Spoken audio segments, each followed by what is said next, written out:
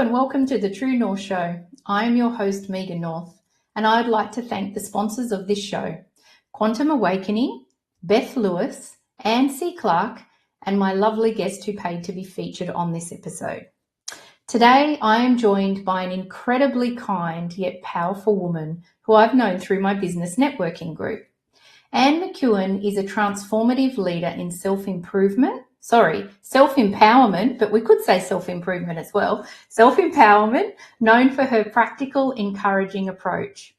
With over 25 years in corporate leadership, philanthropy, I still can't get that word right. Philanthropy, yes, and life coaching. See, this is real, right? She inspires others to step up, speak up, and show up to reclaim confidence and purpose. After experiencing burnout herself, Anne rebuilt her mindset and values, turning her journey into a mission to help others live authentically without guilt or compromise. Her signature process for success draws on NLP, timeline therapy, hypnosis, emotional wellness, and personalized mindset tools. Anne's coaching is never one size fits all. She listens deeply, tailors strategies, and empowers people to meet their unique goals. A celebrated author and professional speaker, Anne's book, Confident Communication, The Ultimate Collection, compiles her best-selling guides to conquer fear, build lasting confidence, and communicate effectively at work, on stage, or in daily life. Her writing and live sessions are known for their encouragement and transformative impact. Anne is also a multi-award-winning coach and founder of To Empower. Let's hope we get into that because it's very interesting as to what To Empower is. She's recognised for advancing women's leadership, personal development, and social contribution through her impactful work with individuals and organisations. So, talking about public speaking and on a TV show, welcome to the show, Anne. Hi, thank you, Megan. It's lovely to be here. Appreciate it. I'm really pleased that you're joining me today. And this is our second time because we had some interference when we've done this before. So, and it's really interesting as I was reading through your bio and, you know, obviously I got caught up on a couple of things, but it's just those things of just being authentic, isn't it? Not making it perfect, not trying to force it. Yes, and everybody makes mistakes, and I think if we try and put on a mask and be perfect, then we make others feel that they can never achieve what someone else achieves, what we achieve. But if we're our true selves, like you talk about your true north, then others can tap into their true self, their true north, and achieve what they desire without feeling that they can't. It's giving them confidence. Yeah, exactly. And I also think too, because I've had some professional training with speaking, is that it is those little moments also where you just relate, you become more relatable to people as well, because you're not just stiff and perfect on stage. And people, sometimes I know personally when I see people on stage and there's a bit of stiffness, and I can't relate to them. Whereas if there is some softness and some flow and a little bit of banter, I actually really connect quickly with people. Yeah, a bit more natural. Yeah. Yeah, absolutely. So we're going to get into a few things today. I'd love to just start with, where did your career start? Like, how did the coaching start? And more importantly, how have the books come about? Oh, it's a long story. I'll cut it very short. My career actually started working with BP Oil in the UK. Obviously, I'm from Scotland. I worked in Glasgow and then in Aberdeen, up there where the North Sea is. And I was actually an area manager for petrol stations. And part of that was training licensees who ran the petrol stations and helping keep them motivated around the sales. And what I discovered in doing that was that it was the same people that were successful all the time. It didn't matter what the product or what the season or what the price. And so I got really interested in what was it that was different between the other people. Oh, we're never going to sell that. Oh, it's not going to work. all too hard and who never did well. And so because they didn't do well, it became a self-fulfilling prophecy, and then their attitude became more negative and they did worse, and then they enjoyed the job less. And it all came down to, well, a couple of things. The first one was mindset. Like those that believed that they could sell would do really well. Their attitude played such a big part in that. Their self-talk, so the fact that they had that belief, and I'm going to be at the top of that leader table, or I can make this petrol station really profitable, or whatever their self-talk was, they would challenge themselves. Having a routine and whatever. So I've always been very interested in that. We left the UK to come and live in Australia, and I wasn't sure what I was going to do here. I actually studied positive psychology for a number of years. I just find that subject, human nature, why we do the things we do, what drives us, what stuck, very interesting. And when my kids had gone to high school and didn't need me so much anymore, my husband was working. I thought, well, what am I going to do now? I kind of hit menopause, midlife. I didn't really want to go back into corporate because that was very stressful. I wanted to be able to be around for my kids. And so I actually went to see a life coach, and I just said to her, I don't know what to do with myself. And she went through what's your experience, and she said, there must be other women out there that feel the same as you, that are looking in midlife for a new purpose. And she said, why don't you reach out and see if you can help them? She said, you've got all this experience. And I thought, well, who's going to come to me or listen to me? I'm not a professional of any sort. But a friend had told me about meetup.com. She said, well, you can start your own meetup and anyone can come. And so I started the Sydney Women's Self-Empowerment Group, because I'm all about, we have to do it ourselves. Like, other people can give us advice, and there's plenty of that around. But really, for change to take place, we have to take personal action. And I was really blessed in that as soon as I put that meetup out there, but 60 women turned up to the first meeting that I had. That's fun. Unbelievable. Yeah. And that spoke volumes, because then I was like, oh my goodness, I'm not the only one that feels like this. There's a lot of women who are at that stage in life, and their kids have moved on, and they have maybe given up work to be a stay-at-home mum, and they're a bit lost and looking for a change, and their mindset's stuck. And so I used to meet every month, and I would share NLP techniques of positive psychology, the things I'd learned when I worked with BP. And it was interesting because, one, I thought everybody knew all those things, and when they didn't, I thought, oh, this is great. I wanted to help and share and teach. But it also made me realize that I wasn't doing it myself. Like, I knew all the stuff, but I'd allowed myself to get in a rut. And so it helped me to kind of shift myself as well. And then those women started to say, I don't want to talk in a group and share my issues in a group anymore. Can you help me one-on-one? So they would just come to the house, sit on the sofa. I'd get out a big sheet of paper. We'd work out, what are your issues? What's keeping you stuck? Where do you want to be? How are we going to get there? And we'd put a plan together. And then I just acted as their coach, walking alongside them and helping them achieve their goals. And then as that grew, I learned how to do online marketing, so I could do online programs and reach a bigger audience. I started to do lots of networking, which is how I met you. And through networking events, I was invited into some corporations and to talk to leadership teams. And the speaking, as you said in your intro, that a big part for me was helping others to step up, which is saying, okay, I'm going to do this, to speak up, which the public speaking and communication and even the self-talk, how all of that comes into it, and the show up with confidence is to actually not hide under the duvet and say this is all too hard. And then a friend of mine who was running workshops on storytelling had asked me to help her with these workshops. And she said, I've got some people who've got a great story to tell, but they haven't got the confidence to share it.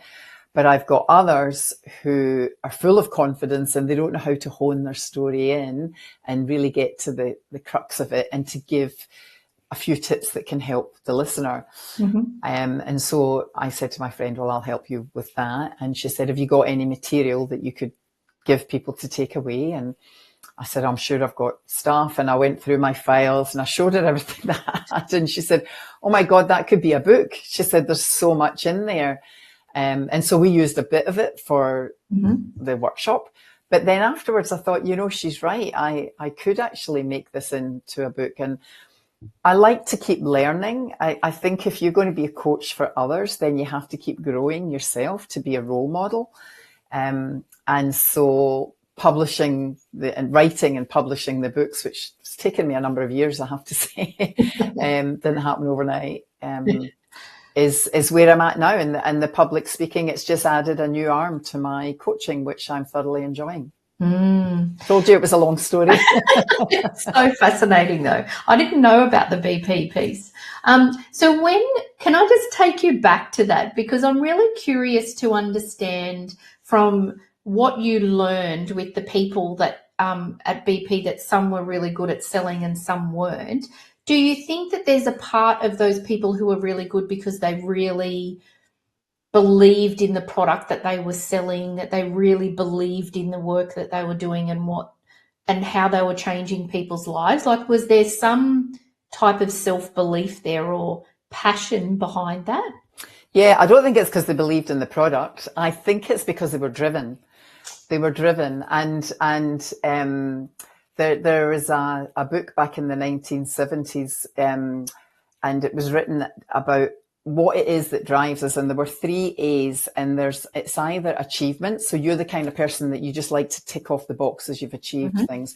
For some, it's authority. So you want to have the CEO above the door or whatever. And for others, the 3rd A is, it escapes me right now, but it's about being connected. It's about being part of a community. It's about belonging and growing all together. And so when you start, if you can figure out what drives a person, you know, Simon Sinek said, find out why you're doing it, not just what you're doing. That's the same idea, really. Then it was that. And so for the people I worked with, they were either driven because they wanted to be the achiever, the top of the leaderboard, or they wanted to help. And it gave them a sense of, a strong sense of self, that this is my role. This is the role I play in the community or in the company. For others, it was money. It was just downright, they wanted, if there was an award of some sort, they wanted that award. So that I really learned that if you can tap into what drives people, what inspires them, because you need that when the going gets tough. If you know, there needs to be something that you can dig deeper and say, don't give up, you know, this is hard. Yes. But the bigger picture is, I mean, I remember working with one woman, and it was all about money. And I said to her, well, what are you going to do when you get that money? Because money in itself is not actually the goal. It's what you do with the money. And she wanted to take her kids to Disney. And so her images in her mind were all about, you know, the kids on the rides and having fun and waving to Mickey Mouse, and the thought of the pleasure that they would get from that, and how good she'd feel about treating them to do that, was what drove her to keep going when things got tough. And I love that you connected that, because as a healer, I do some work with clients in relation, and I've done this myself, in the sense of have an idea in your mind of how much money you would like to make, and then close your eyes and visualize it.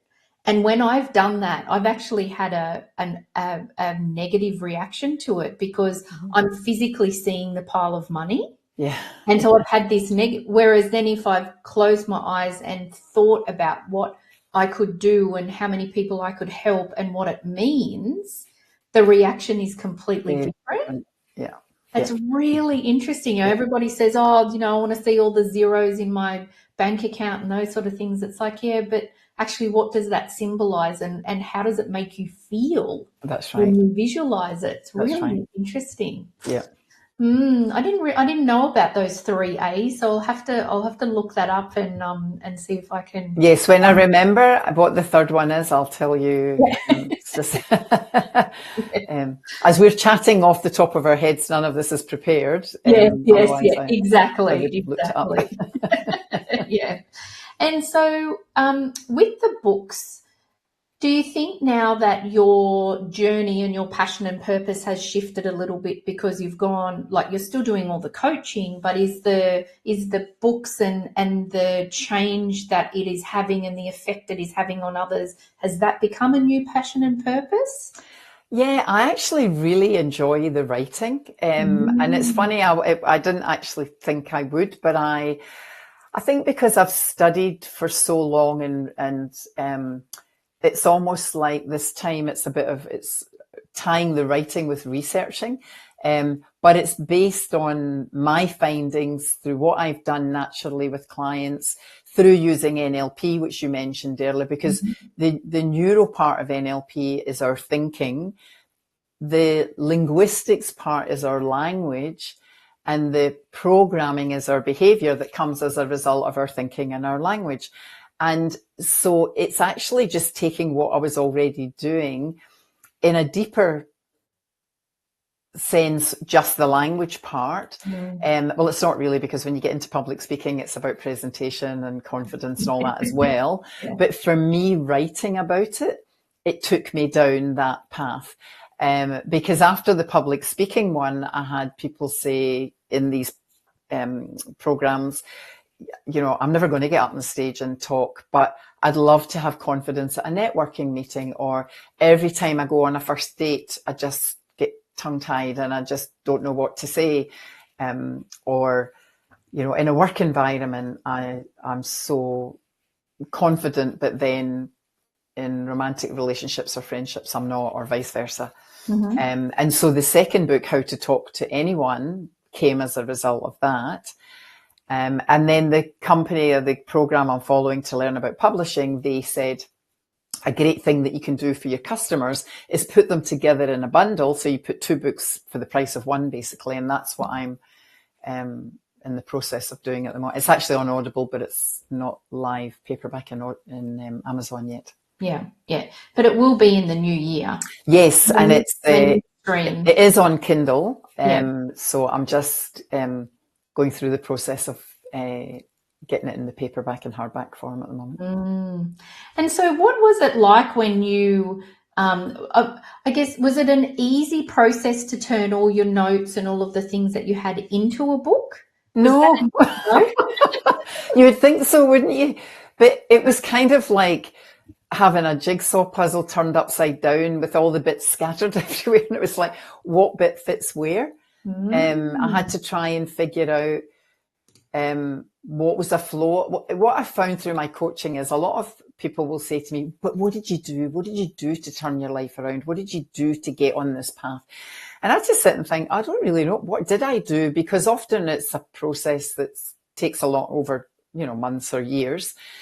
And so it was the same with the public speaking. I thought, what did I do to have that confidence to start and to share a story, to write a story, to project a story? And so I took it right back to the beginnings of, why are we even telling a story? Like who are you sharing it with, and why should they listen? And then things around, if you want to be of service to others, then it's not about having the spotlight on yourself. It's about putting the spotlight on the audience and saying, what will they take away from this? And so I did the same with the book. It was like really back to basics. And I spoke to people who really have a fear of, they almost feel naked if they have to stand up and talk in front of an audience. And really, what was that fear? Where was it coming from? Looking at maybe childhood experiences or times in the past when they've been told to sit down and shut up, you know. And then as we're adults, we're told to be all confident. And it's like, well, I never learned how to do that when I was younger. And then it was about actual processes. And the same thing applies. It's about your mindset towards it. It's about your language. Because if you keep saying, I can't do it, I can't do it, I can't do it, guess what? Yeah. That becomes a self-fulfilling prophecy. And you literally can't do it. Like the body will do what it's told, and it'll say, you told me I can't do this, so it'll make everything happen. And you'll get a dry throat and you'll get sweaty hands, and you'll be like a deer in headlights, and the end result will be that you're not able to do it. Yeah. And so how do we unlearn all that old negative pattern and create new confident patterns and scripts that you can then get up and talk about? So the books are divided into creating the story, writing the story, and then actually finding your voice and delivering the story. I mean, I believe everybody's, at some point, we all would scream for attention when we were kids. Yeah. And we thought that was okay. Yeah. And that voice would be heard and served. Yeah. And at some point, for a lot of people, that was stunted. But it's still there, but we've put a lid on it. And my job is to help you take that lid out and let it gently come back to the surface. One of the things that when I was learning to be a professional speaker, that at first I was a bit taken back and then it really made sense, was when you're up on stage, it's got nothing to do with you. It's about your audience. Yeah, totally. And when I first heard that, I was thinking, what? And then when I realized that, and I thought, wow. And also that no one knows what you're up there planning to talk about. So if you miss a slide or if you miss something, no one's going to know. It's not like the audience has got your transcript going, that's right. Miss the page, no one knows. So isn't it interesting that all of these really heavy expectations that we put on ourselves has actually got nothing to do with us? Yeah. Really interesting, really interesting. And so as you were going through that process of writing the books, how did you look after your mental health and well-being? Were there times where you just wanted to throw it out the window? Were there times where you were thinking, no, I can't do this anymore? Oh yes. Look, what I find really works for me and is a timetable, a schedule, a routine of some sort. Okay. And in that routine, I always have time for take the dog for a walk, go and have a nice coffee, phone a friend, something that just gives me a break. Through COVID, I would say it was probably my financially most successful time in my business because I just had client after client after client on Zoom. I was at home, didn't have to travel anywhere. But I became burnt out quite quickly doing that. And it made me realize that we need that balance. One, you need the exercise, you need to get the body moving. Two, I find a lot of my good ideas come when I'm walking the dog, when I'm just not thinking. And when I'm a bit more relaxed, I become a bit more creative. And even when my kids were babies, I stuck to quite a rigid routine because it was like, okay, they now know once they've had dinner, it's then bath and bed and a story and sleep. And, and if you repeat that every night, then they just got used to it. And so for me, that routine, I would have certain hours that I would write, and then I would have breaks in between where I would go and do other things, and getting out, like make sure I get out and get fresh air every single day. And you're the type of person that needs to have everything in your diary so that you make sure that it's scheduled there so that you keep to it? Yeah, well, I kind of keep a weekly diary. So because life happens, and things come in a day, suddenly you've got to take a kid to the doctor or something that you hadn't planned. But what I try and do is whatever I had down for that week, I have it done by Sunday night. So I start on a Monday morning with the fresh schedule again. And that way it gives me a bit of, so if I didn't get it done on Wednesday, I'll do it on Friday where I had a gap and sometimes something else is cancelled. I don't know if you ever find this, there's some weeks where you feel so overwhelmed, I'm never going to get through all of this. And then one or two people cancel and you're like, oh, great, I can get those other jobs done now. Yes, But yes. yeah, that timetabling is my best friend. And I think that that's a really great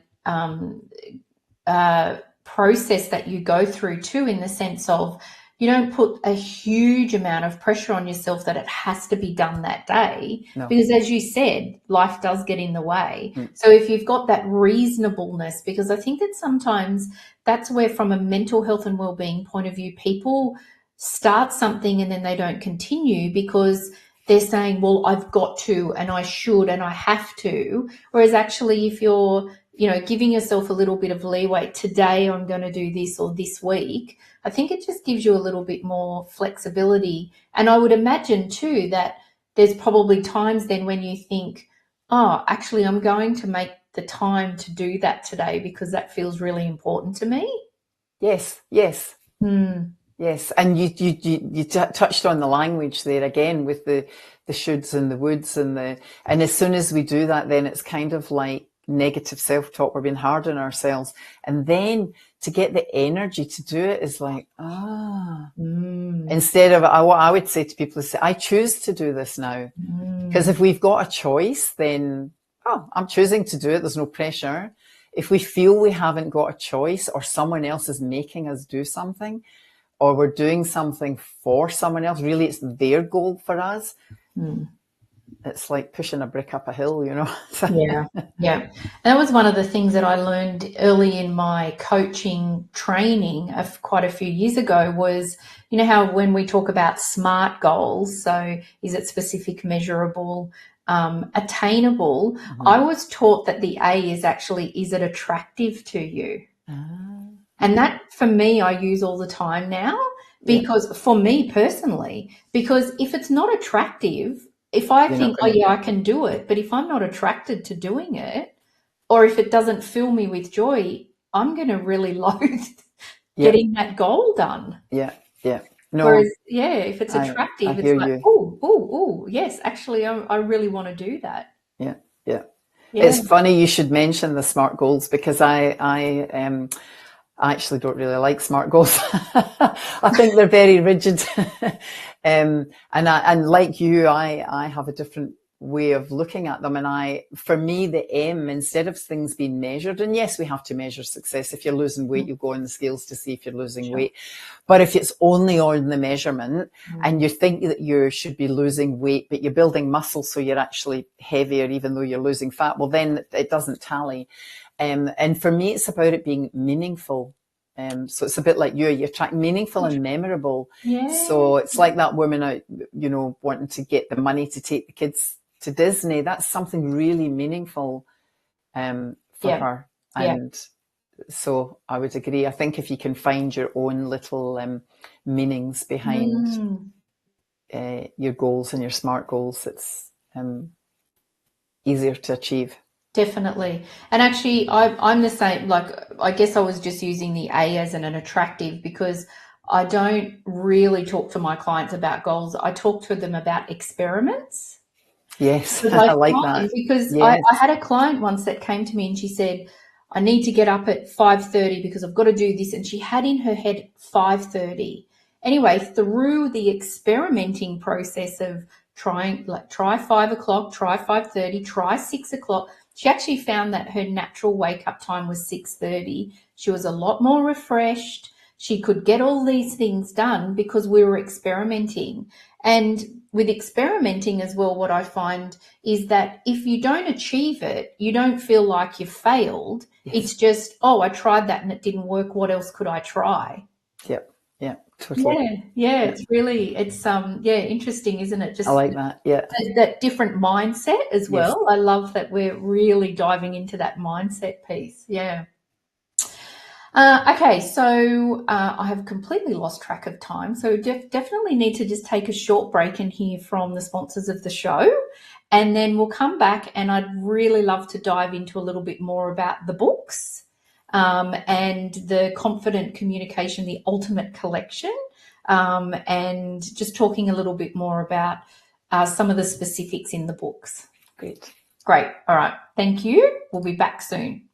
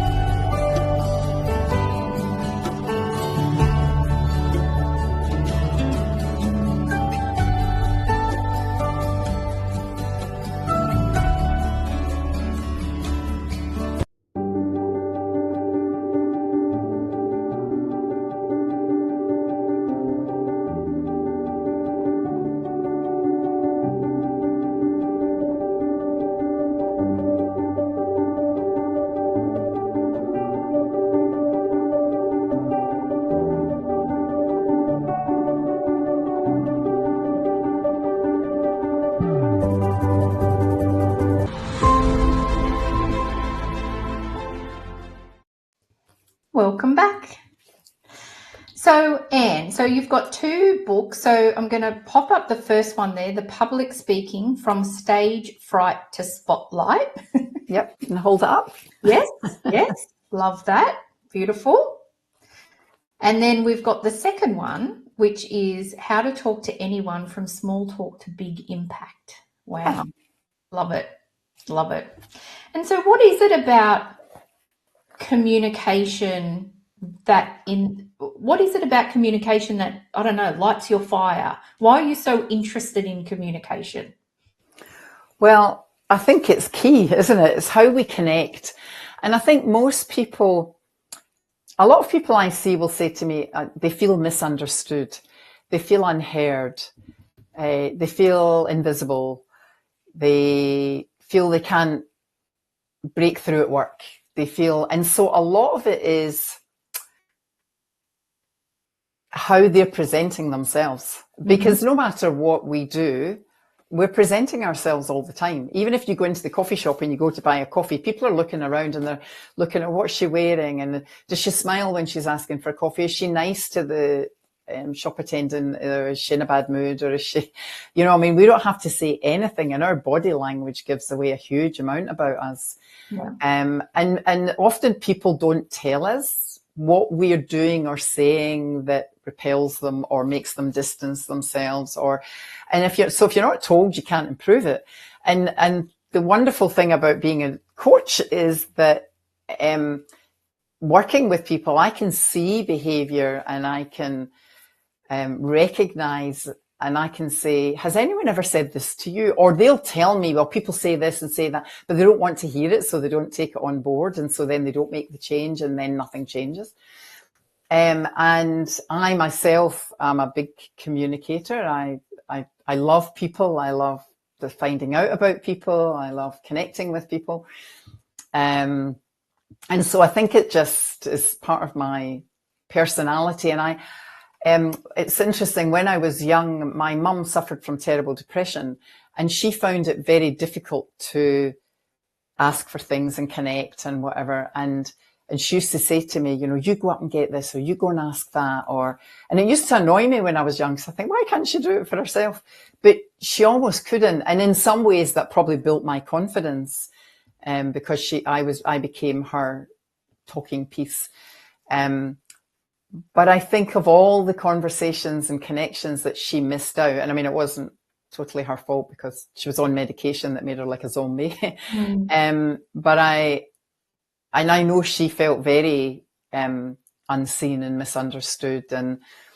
But if someone's difficult to talk to, then we tend not to make it. It's like, oh, it's all too hard. So how do you make yourself not difficult to talk to, so that people will welcome you into that networking group and say, oh, come and tell us about you? Or, through your body language, they can see that you're an open person that's, interested. Not just interesting, it's about being interested in others as well, and being, a good listener, before you sort of share your verbal diarrhea with everybody. So yeah, I think that's where the interest has come from. And the more I've learned about it, I think, like any subject, the deeper you dig and the more you get to know, it becomes more and more intriguing, like, even how the brain is wired. And definitely. Yeah, it's interesting actually, because my daughter's she's a speech pathologist, and even that, like, she comes home and she tells me things about, how the tongue works and different accents, and, how we form words. And so even that side I've got very interested in lately as well. Wow. Which is really beautiful to tie it into the work that you're doing, actually. So yes. Really interesting. And so the public speaking from stage fright to spotlight. So I've heard, I don't know what the statistic is, but I've heard, well, it mightn't even be a statistic in a number sense, but I've heard that more people in the world have a fear for public speaking than they do about dying. It's true. It's 77%. There you go. Right. Yeah. So, wow. Isn't that incredible? Yeah. It's incredible. Yeah. It comes from a fear of being out front, and it's a whole lot of things. It's societal. It's really societal, because it's like, I love that you talked about experimenting, because public speakers don't feel that they can experiment. They feel they have to get up and they have to know it, and it has to be right. And one of the things that I talk about is, or actually in the public speaking book, there's actually a quiz you can do, and it's, what kind of speaker are you? Because often what happens is people think they have to be the same as the other speakers. They have to be extrovert and loud and funny. But if that's not your personality and you try and be like that, it's going to come across terrible.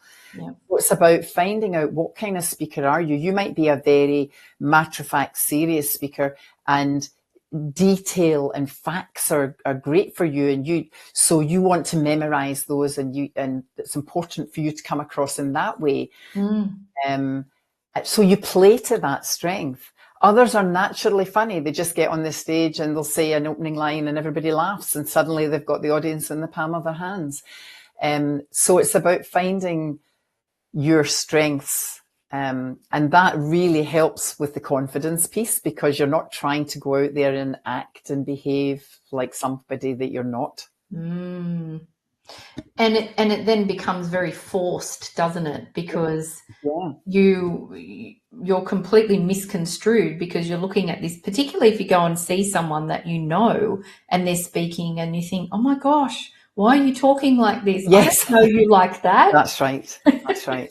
You're not really, showing your true essence, because you think that this is what everybody wants you to be or needs you to be. Yeah, it's that confidence. And so what's some feedback that you're getting from people who, so I've got the public speaking book QR code up at the moment. Thank you. What sort of feedback do you get from people who have read that book?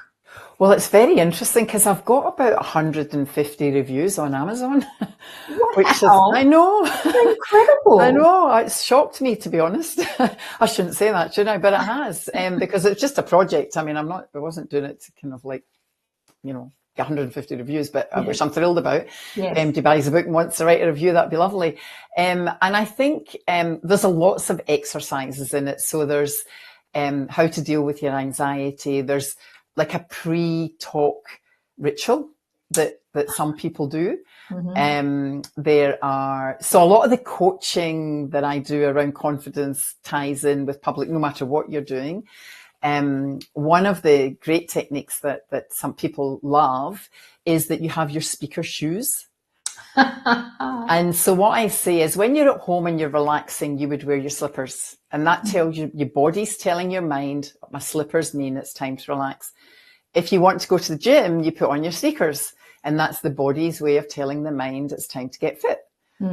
If you are going out to a party, you'll put on your high heels if you're a woman.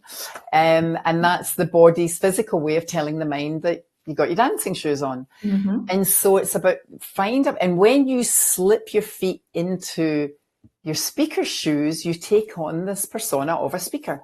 Wow.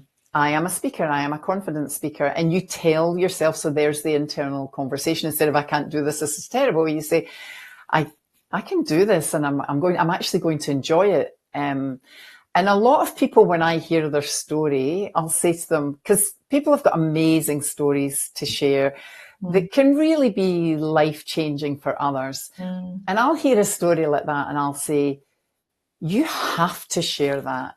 Oh, no, I don't know. You do, because otherwise you're being terribly selfish keeping it to yourself. And they go, oh, yeah. And I say, I know others that need to hear this, because you'll help them with what they're struggling with. And then they go, oh, okay. Because a big part of it is people that we think nobody wants to hear what I've got to say. Yeah. There's that negative set. And actually, that's often not true. And that's how we connect with other people too, isn't it? Because when we're going through things, or if we've got a story that's happened to us, often when we share it, the feedback is, oh my gosh, thanks for sharing, because I thought I was the only one that ever experienced that. Yes, totally. Yeah. Wow. I love that. That's You know, I love. I was in my head. I was having a bit of a chuckle because you said I shouldn't really be surprised and saying I'm really surprised about the Oh, 150 yeah. reviews. But I understand where you're coming from because a lot of the time people do buy books, and I know myself. I've bought a book and oh my gosh, it's great, but I've never actually Go and write a taken time. review. Yeah, So that's a very good point yeah, for yeah. me. Yes, Think and I tell about you, on the author. likes of Amazon and Audible, they're gold. They're Yeah, gold. yeah, yeah. And so then if we move to your second one, so how to talk to anyone from small talk to big impact. So as you said before, this came about because people were saying they didn't necessarily want to be a public speaker, but they wanted to be better communicators.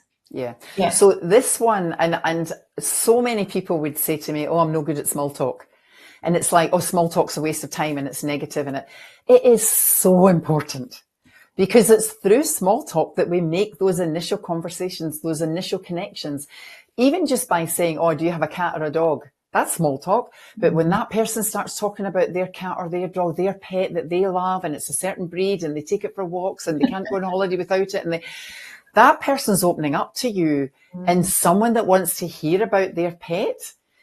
And if you can connect on that level before you start talking about your business and oh, here's my business card, and you throw it in their face, they're just going to put it in the bin when they go home. Whereas they think, oh, you know, Megan, she's got a dog as well, and she loved my dog, and we're going to have a Zoom call, and we're going to show each other our dogs. And, you know, it sounds ridiculous, but that is what's important to someone. And if you can tap into that, Yeah.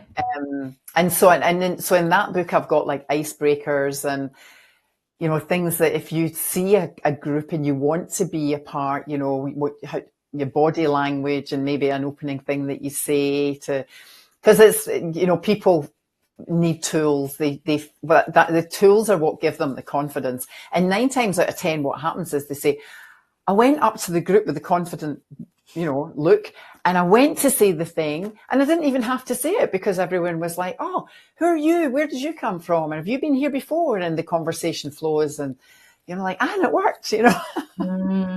But it's taking those first steps. I mean, even for some people, signing up to a networking event and walking in the room is a huge challenge. Yeah, yeah. And I love that you, I think I've just had a bit of an epiphany, so thank you. I love one of the things that I find still from a corporate point of view, because I'm an ex-corporate person, is the first things that often, particularly in Sydney, people say is, what do you do and where do you live? Yeah. And in my head, I think, why do you care about that? Yeah. Like, why don't you ask me how my day has been? Yeah. What have I done this weekend? Yeah. Isn't that more exciting and interesting? Yeah. Absolutely, absolutely. And because also what you feel at that point is judged, we're pigeonholed. Oh, right. So your job is just this, or, oh, you're up there. And immediately we think you're a better person or a lesser person, or just based on where your house is or where you, I mean, it's ridiculous, really. Whereas what we really want is good old down to earth, honest business owners or friends or connections that we meet in our daily life. And the way to find out that person's values is to ask them, you know, what else they do. Ask them who they are, not what they do. Yeah, yeah. So given that we're in a new year, 2026, maybe we can put a challenge to the audience, and when they meet a new person or they see a friend, they can ask them something like, what has made you smile today? Yeah. Instead of, what do you do and where do you live? Yeah. Yeah. I think that's a good challenge. Actually, yes, I do too. Yeah. Great one. It's a great way. The other thing is, if you ask a different question or you say something different, people go, oh, they'll remember you because you didn't just say, oh, what do you do?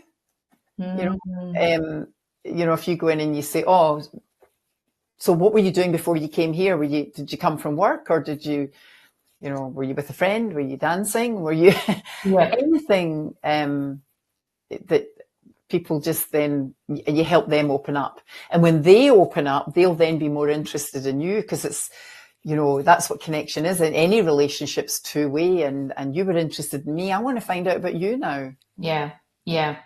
And I would imagine, because I don't know the science of it, and you probably do, that when you do that, I suspect we're probably using a different part of our brain too, right? Because we're having to think about the answer as opposed to, well, what do you do? Oh, I do this, or where do you live? I live here.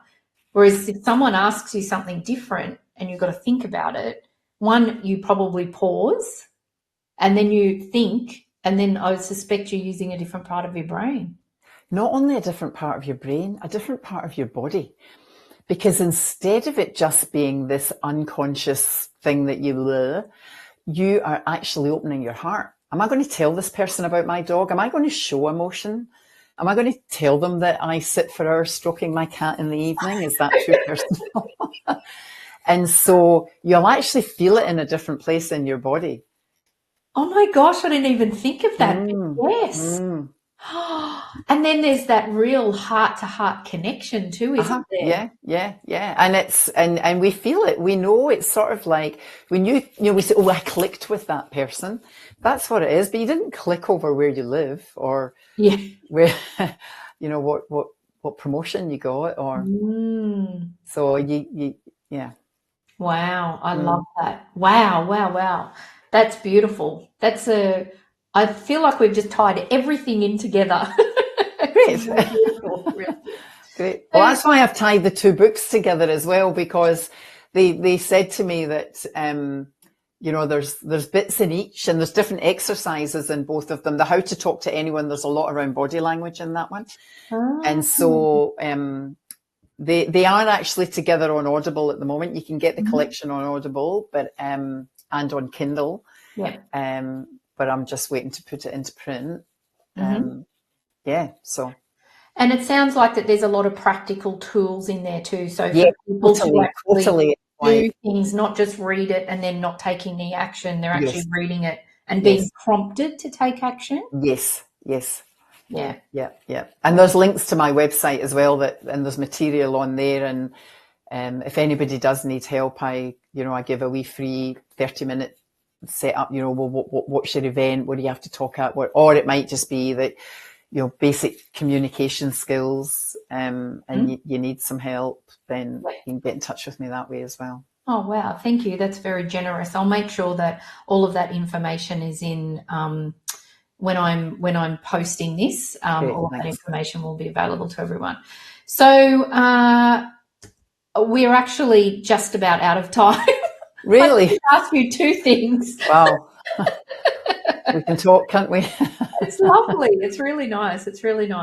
So I'm going to ask you the same question that I ask all of my guests before we wrap up our conversation. So can you please share with me and the audience, what's one lesson or truth that you've learned on your journey that you wish you had known earlier? Oh, that's a great question. Look, I think for me, it's about not copying other people's templates. Because I've been doing this for 10 years. And in the beginning, when I didn't know what I was doing and people were, oh, here's my template and you can use mine. And I would copy everything. I would do everything that they said to get my business off the ground. And it didn't work for me. And then I'd feel like a failure and this isn't any good and it worked for them. And over the years, I've learned that you can take bits from different people, and that's what, we all learn, and people will take bits from me today. But just find your unique personality paw print on things, because you will attract the people that feel drawn to you. In every industry, I'll get people saying, oh, but there's so many people doing that in the competition but there's also millions of people to serve. And I believe there's enough to go around, and people that are attracted to, if we're talking about coaching, one coach might not like another, even with PT trainers or physiotherapists, or everybody's got their guy that they think is great. Yeah. And so be that, authentic, playing to your strengths, doing what you love, being open, and you will find that people will come to you. And I think give yourself time, because we tend to think everything should happen quicker. I'm not making enough money. I've not got enough clients. I've not got enough leads. I've not got enough everything. And there's that scarcity mindset. But what I found was initially, yes, things are slow and hard. And then suddenly it's like an airplane taking off, where when it's starting to take off, you know, there's such a lot of energy needed. But then once you're up and you're in the sky and you're free sailing above the clouds, then things start to come to you, and the tables turn, and you go, oh, there's another client that wants to work with me who was referred by a friend or found me on socials or reached out, or but I think we cause ourselves a lot of agony trying to follow gurus who give templates. And I would just say, you know, get back in touch with, that's why I love your show, you know, the True North. It's getting back in touch with your inner person that you are, your gut instinct, and your gifts. We've all been given different gifts, and even though we all learn similar things, the way that we can share them and our life experiences are different. Yeah. And that's such a beautiful way to wrap up the conversation, because you're right. There's 8 billion people in the world. There's plenty of work I to am go never around. going to profess, and I'm sure you won't, that we think that we can help everybody. Nope. It's impossible. Nope. So, and we're all different. So we're all attracted to different things. We all resonate with different things. So I love that. That's a really beautiful, just a beautiful way to finish our conversation, because I think we have gone full circle, which I'm really grateful for. Thank you for spending this time with me again today. You're welcome. I've thoroughly enjoyed it. Thank you for the invite. Yeah, you're welcome. It's been really lovely. And I'd also like to thank all of our amazing and dedicated audience, the supporters, and my sponsors. Happy New Year to everybody. It's the beginning of 2026, so I hope that everybody's year has started well, and I hope that you all have a wonderful rest of the week, and I look forward to seeing you all next week. And thank you again, Anne. Thank you. Great to be here. God bless.